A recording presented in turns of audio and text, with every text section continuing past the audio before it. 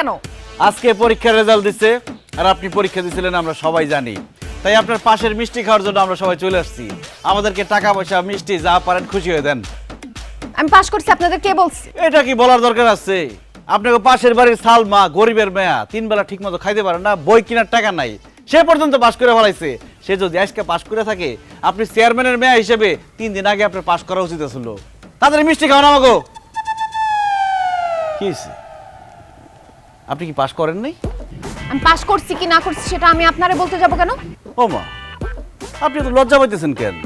আপনি কি মুদি দোকানদার আর আমি কি কাস্টমার? যে কাস্টমার বাকি চাইতেছে এই জন্য আপনি দোকানদার হিসেবে লজ্জা পাইতেছেন? দেখেন, গাছে যদি ফল ধরে পাখি কিন্তু খাইতে আসবেই।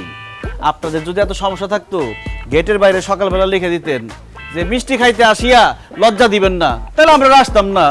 শুধু শুধু মিষ্টি খাইতে আসছি বলো। দেখেন, আপনি কিন্তু অনেক বেশি কথা বলেন। এত কথা বললেন না।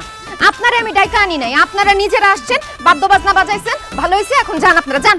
এখন যাইতে বললে কি যাওয়া যায়? এই যে এত লোকজন আমরা আসছি, বাদ্য বাজনা বাজাইছি, নাচলাম, তো খুশি হয়ে টাকা মিষ্টি কিছু দিবেন না? ভাই আপনারা জানতো মিষ্টি খাওয়ানোর ভাগ্য আল্লাহ আমারে দেয় নাই।